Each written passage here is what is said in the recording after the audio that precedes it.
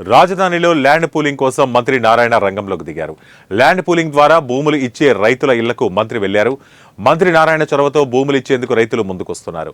ఎర్రబాలెంలో 11 మంది రైతుల నుంచి 12.27 ఎకరాలు ల్యాండ్ పూలింగ్ ద్వారా సేకరించినట్లు మంత్రి తెలిపారు.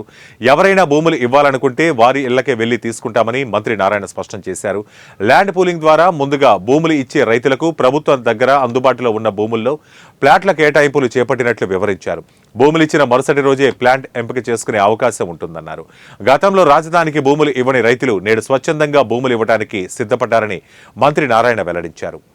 15 ఫిబ్రవరి 28 అంటే కేవలం 58 రోజుల్లో 34,000 ఎకరాల రైతులు ముందుకు వచ్చి యాక్చువల్గా తెలుగుదేశం ప్రభుత్వం ఆ రోజు ఇచ్చారు. ముఖ్యమంత్రి నారా చంద్రబాబు నాయుడు మీద ఉన్న నమ్మకంతో ఇచ్చారు. దానికి తగ్గట్టుగానే ప్రపంచంలో ఉన్న టాప్ 5 సిటీలో చేయాలని ఆ రోజు రిజైన్ చేయడం జరిగింది.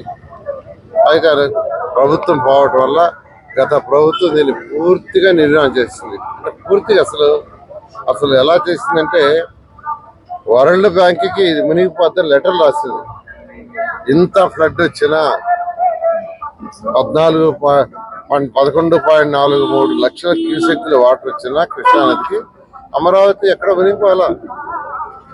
అలా గత ప్రభుత్వం వాళ్ళకి సరైన లెక్కలు తెలియక, సరైన అవగాహన లేక, సరైన స్టడీ లేక ఏదైనా స్టడీ చేయాలా ఆ విధంగా నాశనం చేశారు. అయితే మళ్ళీ ఈ ప్రభుత్వం వచ్చింది, ప్రజలకు ఎంతో నమ్మకం ఉంది. 2 ఇన్స్టాల్మెంట్స్ యాక్చువల్గా యాన్యుటీ ఇవ్వాలి.